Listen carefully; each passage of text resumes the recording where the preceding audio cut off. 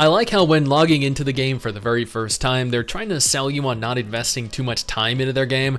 Please don't play too much because it may be harmful to your health. What they probably mean is, if you play too much, you'll realize we have no actual content. Since that's how I feel after roughly 4 days of playing the game. Hey, my name is Stix and welcome to episode 2 of the worst gacha of all time, a new video series where we attempt to find the worst gacha of all time. Today, we're taking a look at Chrono Travelers. Chrono Travelers is a little different to your typical gacha game as it is instead an MMORPG, featuring an enormous open world to explore, thousands of players to play alongside, forging a sense of camaraderie, and is at least comprised of like 15% game. The other 85% are menus, buttons, red icons, and notifications. That is an impressive ratio. Now let's go ahead and jump right in. Immediately when logging in, you're greeted by this very AI-generated image of the classes that you'll be able to select between in-game. The blonde in the middle is the Lancer class, only he's using a rapier here instead of a spear like he does in game. The girl with the goggles on the right seems to be the Cannoneer, although for some reason she's lacking the cute little cat girl ears that she has in game. And the Berserker just seems to be unimportant. There's a Fort class that seems to be locked at present, and given the reception of the game thus far, it'll likely remain that way. You have a lot of options when creating your character, presenting you with infinite freedom to design the character that perfectly reflects who you are and what you want to play. I'm just kidding with you. There are absolutely no customization options at all, meaning every single character looks like an exact replica of you. Also, you can tell this is going to be a very high quality game merely after looking at the character models. Yeah, that's definitely where their budget went. I opted for the Cannoneer because it was the only female class. I proceeded to name my character only to find out that the maximum name length is 10 alphabets. Yes, not 10 characters, 10 alphabets. I wish I were making this up, but the game is literally making it impossible to not make fun of it. After reducing the maximum alphabets of my name to something a little more reasonable, I created my character and logged into the game. Welcome to the battle between victors, because there are no losers in Chrono Travelers. No, we're all victors here. We're all winners, all 13 of us. We're then presented the option of playing the game, or not playing the game. I love that the devs have so much faith in their game that they offer you immediately the option to set and forget it. There's nothing quite like taking the time to research a game, download it, install a login, create your character, then not touch it for the next week while it plays itself. I love playing with myself. I play with myself every single day, but more than playing with myself, I love to play with other people, and I love it when other people play with me. Wait, no, that came out wrong. I'm gonna have to edit that out. Within 30 seconds, I'm auto-pathing to objectives, auto-equipping gear, and I realize about 40% of my screen is obscured by clutter. It can't possibly get any worse than this, I thought. Oh boy, was I in for a surprise. Chrono Travelers is an MMORPG. MMORPG stands for Massively Multiplayer Online Role-Playing Game. By definition, massive should mean that there are thousands of other players capable of coexisting within an area at a given time, like in World of Warcraft. Yet when navigating the world, I'd only ever encounter about 5 or 10 people. This could be due to the fact that the autoplay keeps him in a constant state of progression, or that there are only like 5 to 10 people actively playing the game. This made the world seem a little empty, yet at the same time, the world, which was completely open for exploration, felt void of life. You should have a purpose to explore the world, to want to see what lies beyond the mountain in the distance, to see if there's a unique monster in what seems to be a large tunnel leading underground. That sense of danger adds so many layers to the world and promotes a sense of wonder. Auto-pathing from NPC to NPC to monster removed any excitement the world may have had and any difficulty that might have been present. After several quests telling you to move from NPC to NPC, I encountered my first group of monsters. I auto-attacked them all down in seconds and proceeded to undergo an unusual, completely pointless costume change to navigate less than 50 feet down the hill. These were the kinds of cutscenes that we'd encounter and were roughly the extent of the story present. I know, whoa, promising. Oh, look, you unlock the ability to date other players at level 75. There's no way I'm gonna make it there in this playthrough, right? Spoiler alert, I do. And they use real pictures of couples found via Google Images as well. And they're inclusive, that's nice. There are white people, black people, Asian people, Wow. Before we discuss Chrono Travelers any further, allow me to thank my incredible patrons over on Patreon. Your guys' support is why I can make videos like this every single month, and I deeply appreciate you all being there for me. After another cutscene, we're introduced to our very first boss fight, the Dark Reaper. He looks very powerful, very intimidating. Definitely gonna require some preparation, some strategy, or, you know, we'll just go ahead and kill him in like 4 seconds. Yeah, that also works, sure. After defeating the Dark Reaper, we unlock the partner feature, which essentially acts like a combat pet, increasing your damage output, providing beneficial effects that'll aid you in your adventure, because you can expect other players to. None of them are even aware of what is actively happening in game half the time, or, you know, like 85% of the okay, let's be real here.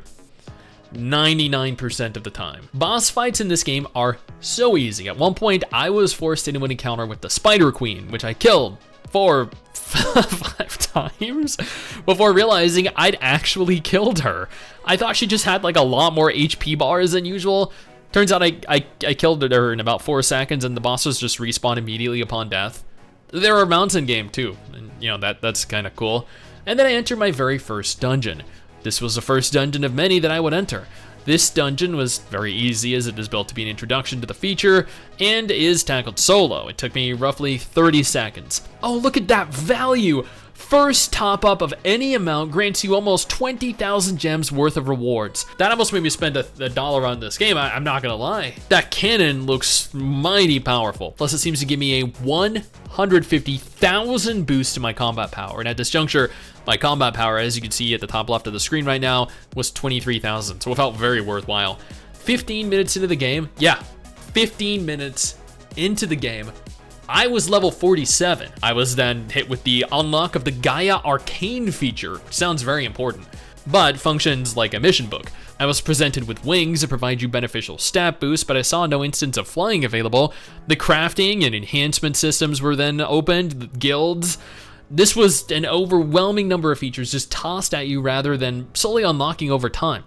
I'd spent 40 minutes in game and spent more time in menus trying to figure out what I'd unlocked and how it affected the game than even looking at what was going on in the world. To end day one, I made it to level 66. I got to try out their VIP feature, providing an incredibly pay-to-win bonus to paying players. At this juncture, I didn't even know if I wanted to continue playing. Like, why would I? This was horribly optimized. It was very cluttered. I moved from NPC 1 to Monster Group 1 to NPC 2 to Monster Group 2, all the while the game did everything for me. It was faster and more efficient to just allow it to. I'd sat through almost an hour of learning features, closing out of windows, turning down unbelievable deals from the cash shop, repeated examples of pay to win. The success of a game is determined by the game's ability to retain player retention. The goal is to make you want to play the game, not to deter you from playing the game. I had no motivation to play beyond this, so I stopped for the day, questioning whether I was even interested in doing a video on it. After sitting on it for a day, I decided it was my responsibility to play through this further, to not judge it based off of its first hour of gameplay. That would be disingenuous of me to do. Cue day 2. I logged in, closed out of dozens of pop-ups, attempting to get me to buy me every single item and deal they had on sale, and made it to my very first town, which I was in for all of 5 seconds before teleporting back out to auto-grind monsters. Thrilling! Yeah, thanks, Camilla. After spending a little while auto-questing, I unlocked dungeons. Finally, some challenging content that I might be able to queue for with other players. This is where most MMOs shine. Difficult encounters, working together as a unit to overcome monstrously powerful bosses. The dungeons available here were solo dungeons and bead dungeons. Solo dungeons are fairly self-explanatory. Bead dungeons are essentially solo dungeons where you engage a single monster and you obtain beads. Beads are an extension of your character and are obtainable via gacha. You equip them like you would gear and boost your overall power. That was admittedly incredibly underwhelming. It was at this point that I realized more than 50% of my screen was now obscured by icons, and no matter how often I attempted to reduce the clutter, it'd just reopen, redisplay, which meant I was forced to see progressively less and less of the game the more I played and unlocked. After playing for another 15 minutes, I unlocked team dungeons. This is what I'd been waiting for. Up until this point, the game had just been one giant tutorial, all leading to the culmination of our efforts in one large, glorious single room instance where you and the 2 players that you queue with auto fight 5 minutes worth of enemies for XP. That is it. That was the entire team dungeon. I entered at level 77 and left 5 minutes later at level 99. I did this while on my phone actually playing Nikke, which is a gacha game that actually allows you to play it. I'm not saying I would abuse the team dungeon repeatedly to obtain additional levels, thus making content much easier and much faster to progress through, but that is most definitely a viable option for players that are interested in doing so. You're required to anyway, as the game begins to level gate content the further you play, which is another reason I believe they warn you during the login screen that you shouldn't be playing too much. This is what day 3 of logging in looks like to me. 37 red icons to click, 53 total buttons that need me to cycle through, 25 monsters to kill, daily quests, guild quests, a system chat spam with messages informing me of upgrades that other players have completed. Dude, it was an absolute freaking mess. I spent several minutes slowly clicking each of the red dots before coming to the realization that even in spite of the overwhelming number of features that I'd unlocked, there were yet more that I'd missed that were available, yet not explained in any capacity, like PvP. I love PvP in games. Whenever I play an MMO, I opt to play on exclusively a PvP server. There's nothing quite like the thrill of death around every corner. Although PvP in this game should be renamed to AI versus AI, as that's what this game mode is. Your character AI versus another player's character AI.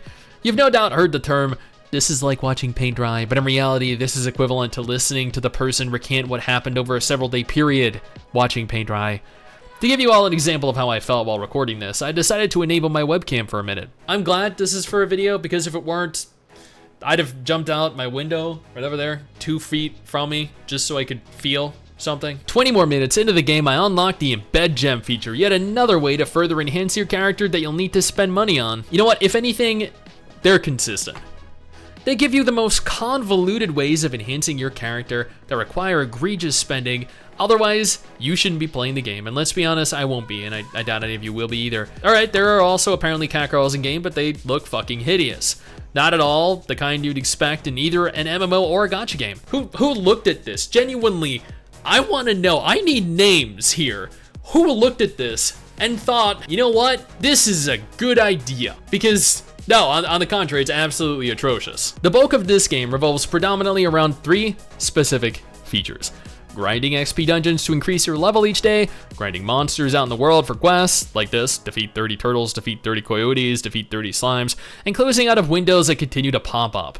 It's like a big game of whack-the-mole. None of them are at all engaging, and all make me wonder how any sane human being could enjoy this. After questioning my life for a brief moment, I quickly learned that the game employs level gating, meaning that you need to be a certain level to continue the game. In this case, I was level 134, and I needed to be a level 140.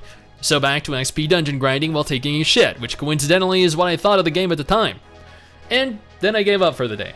This game really wasn't improving at all. On the contrary, it was continuing to, against all odds, get worse. Day 4. Top up to get more shit because you're gonna need it. Oh joy. Lots of red dots, lots of icons obscuring my game, and an entire line of buffs lasting days that I can't get rid of. So much joy.